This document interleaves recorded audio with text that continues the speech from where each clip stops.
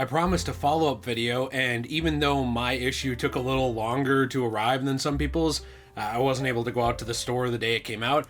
I actually finally read fully and am making a video about Ultimate Spider-Man #1. Now, this is not to be confused with Ultimate Spider-Man #1 or I believe Miles Morales Ultimate Spider-Man #1. Like there's other Ultimate Spider-Man's number ones.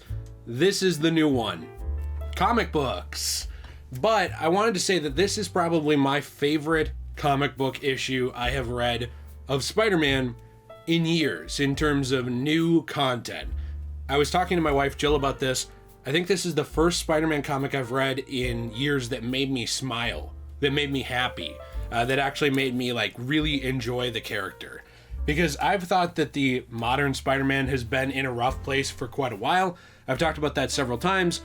So I wanted to take a look today at Ultimate Spider-Man and my thoughts on it. Now, this is going to be spoiler-free at first, and then I will tell you when we get into spoilers. So the only spoilers we're going to talk about in spoiler-free is just stuff that was in the preview.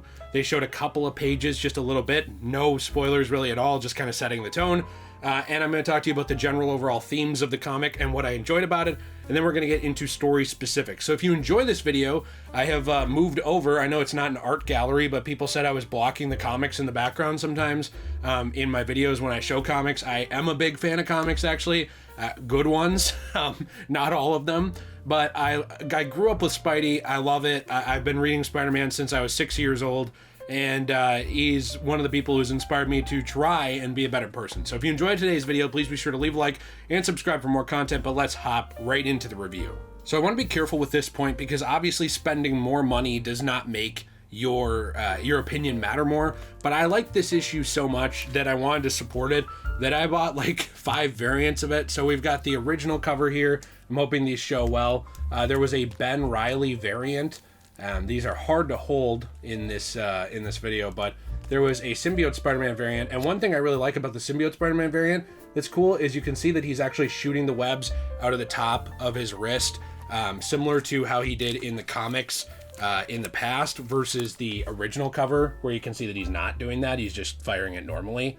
Again, I know these are not like the easiest thing to show. I'll show you some pictures as well here, and I'm sure I'll include some Spider-Man gameplay so it's not just me sitting here. But then one of my favorites actually is the portrait of him and his family, which I think is just beautiful. I love it.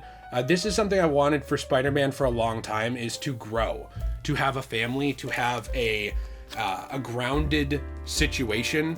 I also did get this cover. This was my final cover. There's one more I kind of want to get, but it's really expensive. It's like $40. So I'm on the fence of like, do I want to get that just as a collectible or not?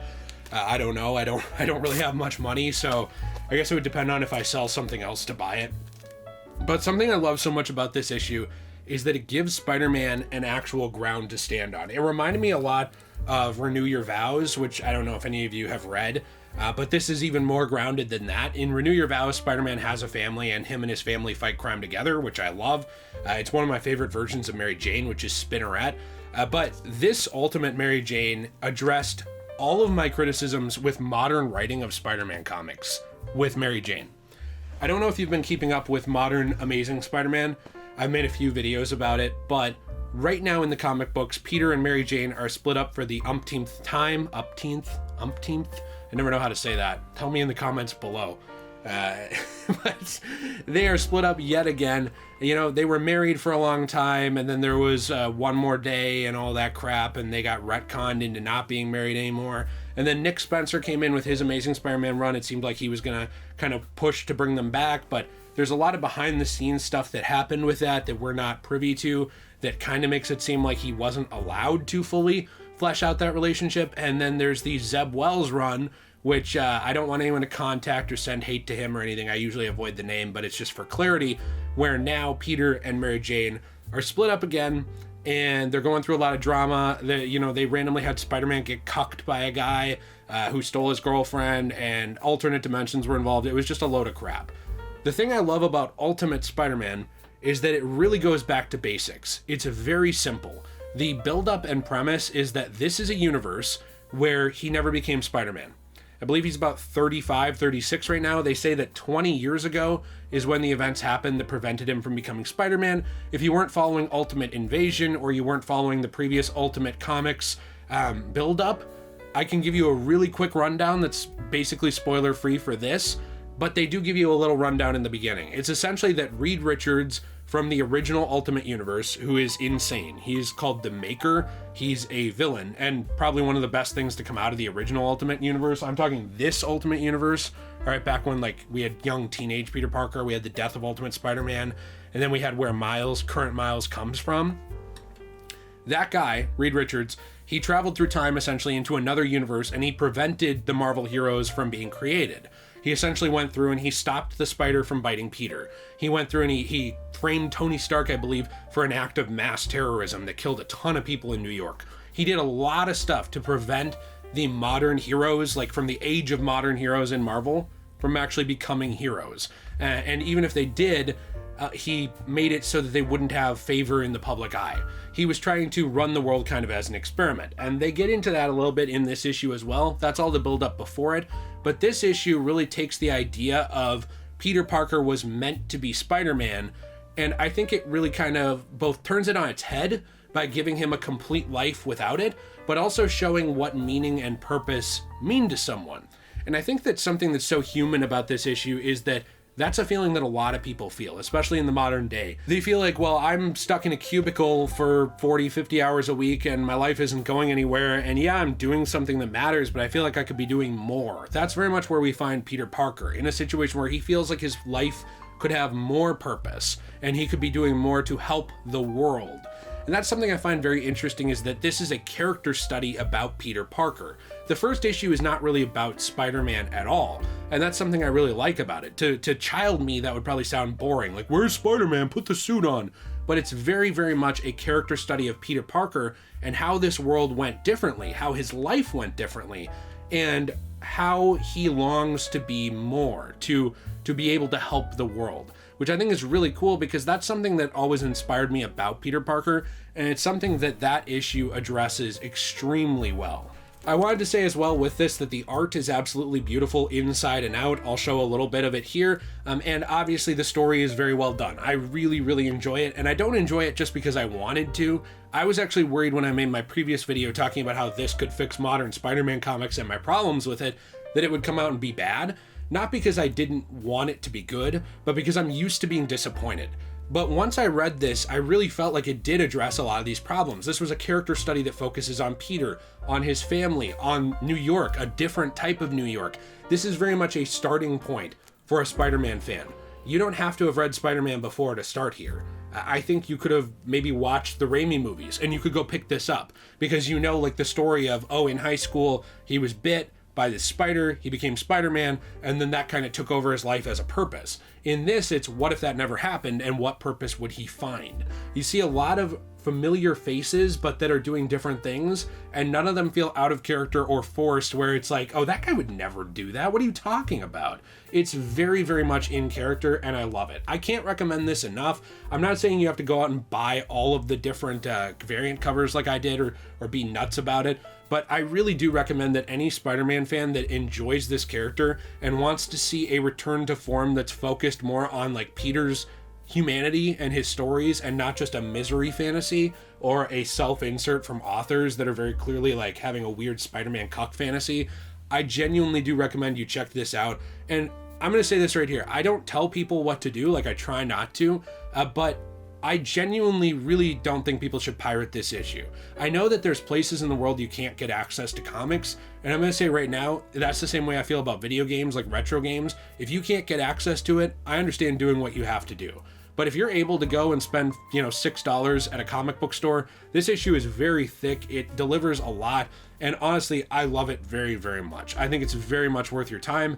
And I'm going to get into a few specific spoilers here for just a couple minutes. So one thing I love so much about this issue is that it focuses on the aftermath of the terrorist attack that kind of ruined the lives of a lot of people in New York from Ultimate Invasion. And it also focuses on Peter's lack of meaning. he has a meaning in his family, right? But he wants to also help the world outside of his family. And that's something I really like that I already mentioned. But my favorite thing about it is just how supportive Mary Jane is. And can I just say there's been a push in recent years to try and make Mary Jane this like go-getter who like has her own personality, and she like lives outside Spider-Man, she does her own thing, and she's so cool. And I think it kind of ruined the character in a lot of ways that this fixes. Not because Mary Jane isn't her own person, but because she already was. Like, just because she had a relationship with Peter, and just because she had these other characters that she relied on who relied on her, it didn't make her weak. And that's something that I really think Jonathan Hickman understands when writing this, is that relationships are not a weakness. Having a family is not a weakness. Having a support system is not a weakness. Mary Jane is extremely supportive of Peter and what he needs in this story, which I think is really interesting and fun because it actually feels human. It feels like a marriage, a good, healthy marriage, not a crappy one that ends in divorce. But I'm talking about a good, healthy marriage where two partners care about each other and they want what's best for each other. There's a lot of that in this story that I thought was done really well, especially when Mary Jane tells him, hey, whatever you need, I support you. You've supported me every step of the way. This is also an issue that made me think a little bit about purpose and meaning and also the truth. I think in my own life, I've been way too focused on not offending anybody, which is something I criticize art for, but it's something that I sometimes do as well, where I'm always concerned about like, well, what if I lose a subscriber because I take a stance on this? Or what if I say, and you know, in this issue, Wilson Fisk is very heavily involved in the Daily Bugle, and it leads to a falling out with Ben Parker, who's alive, and J. Jonah Jameson. And these characters are very different in this, but it makes sense because this is a Jonah who has found a best friend, right? So like he developed differently. And it leads to this falling out with these two characters and the Bugle where they leave to go start their own thing and they want to tell the truth. They want to change the world. There's a lot of that in this story about characters who want to change the world and make it a better place. And I think that it's going in a very good direction as well. I've seen some criticisms about things like the design for the Green Goblin, and I understand that there's going to be criticisms about things, but personally, I like the look of this. I'm okay with some characters looking different in alternate universes because this is not Norman Osborn as well. Norman Osborn is dead. So this Green Goblin is a character who had to develop into the Green Goblin on his own, and I'm 99% sure from the monologue we get at the funeral that it is Harry Osborn, but we will have to wait and see. It's very interesting how character relationships played out, and this very much plays out like an entire universe of the concept of what if. Fascinatingly, this story does a better job of tackling the question what if than I think the Marvel TV show does, than I think a lot of Marvel what if comics have done. It's a whole universe of what if. What if these heroes never became heroes? And what if they have to step up now? I think that's really, really cool, and I can't recommend this issue enough. I love it to death. If it's not shining through in my praise, it's not a Spider-Man issue in the sense of him having the suit on fighting a crime. It is a Spider-Man issue in the sense of what it means to be a hero, what it means to find purpose, and what it means to become Spider-Man, to step up and be willing to sacrifice now when you have the option, even though you have stability, even though you have your life figured out. It's something that Peter questions a lot, is my life is in a solid place. I have a solid job, I have a marriage, I have kids, I have all this stuff.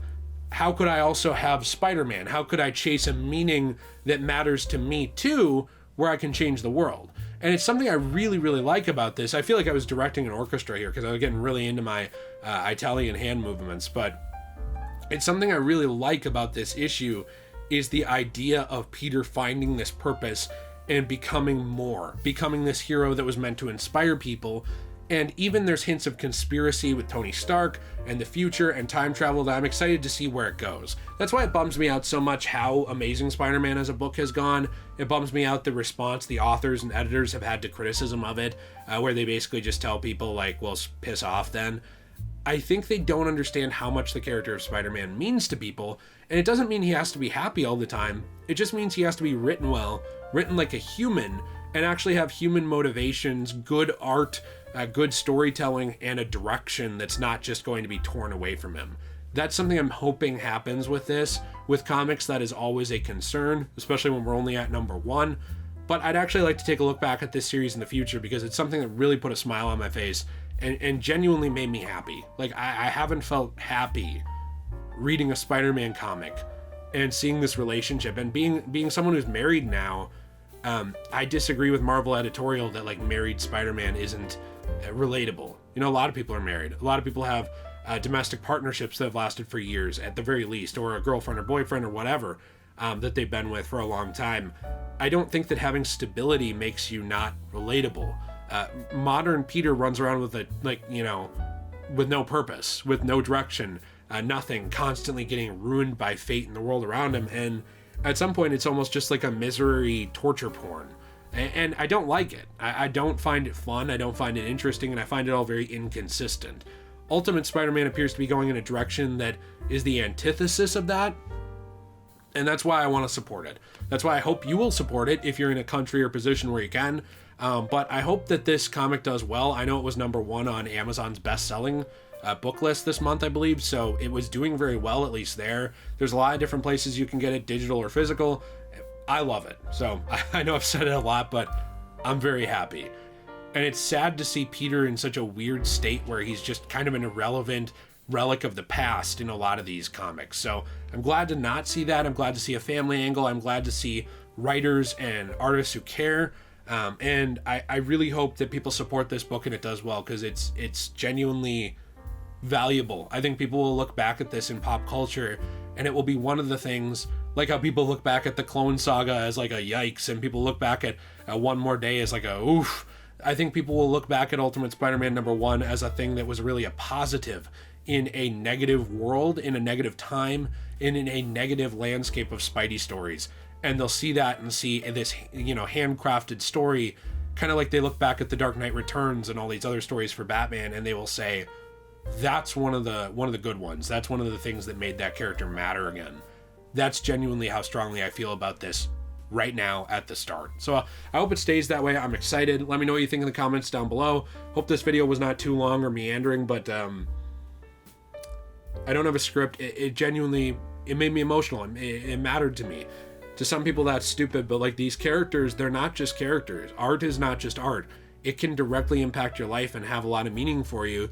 That's why I went into literature. That's why I got that kind of degree and wanted to study books and storytelling. And this is the first time in a while I've read a Spider-Man comic in modern day where it felt like somebody cared about telling a Spider-Man story that wanted to affect people other than just make them upset. So let me know what you think down there. If you enjoyed today's video, please be sure to leave a like and subscribe for more content. If there's other comics you want me to cover, let me know. Are there other Ultimate, Marvel series from the new universe that you want me to cover? This is the main one I've read so far for like an individual, other than Ultimate Invasion, which was more like just the storyline leading up to it. So if there's other characters you think I should take a look at, I'd love to know. I'd love to talk about comics that are not just Spider-Man and Batman, but those are two that I grew up with that matter a lot to me and matter a lot to a lot of you. So have a fantastic day. If you want to support this channel, we have a Fortnite creator code. So if you enjoy Fortnite, you want to buy something, DJ123, DJAY123. We have our own store where my wife Jill is really creative. She makes handmade jewelry. She also takes, ruined comic books, really damaged manga from stores that are clearancing them out or throwing them out. And we make stuff like resin coasters and keychains and all kinds of other fun stuff there. So there's a lot of stuff there that I hope you will check out. And I hope that you will enjoy, because each purchase goes to help support the channel. And maybe, we get some purchases. I get that other Spider-Man variant.